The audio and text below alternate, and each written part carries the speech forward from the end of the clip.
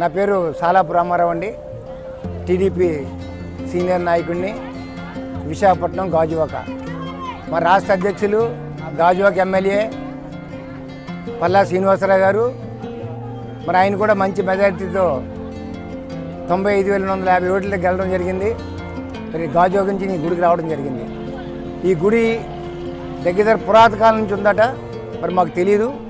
నేను ఈ గుడికి వచ్చిన భక్తులందరూ కూడా ఎన్నో జిల్లాల నుంచి వస్తున్నారు.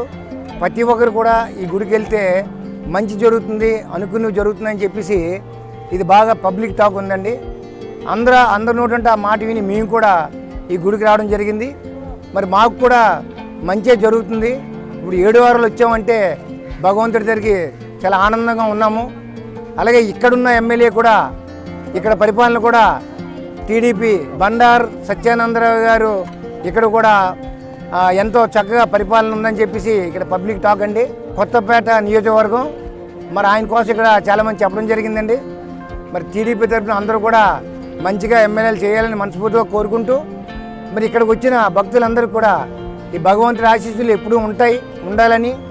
మరి పురాణ గుడిది ఈ గుడి ఇప్పుడు 5 సంవత్సరాలు బట్టి చాలా ఎక్కువ రద్దీ అయింది.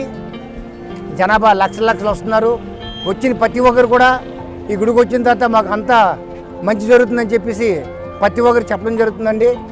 అలాగే అందరికీ జరగాలని, అందరికీ బాగా చూడాలని 7 వారాల వెంకటేశ్వర స్వామి ఆ దేవుడిని భగవంతుని కోరుకుంటున్నామని చెప్పి.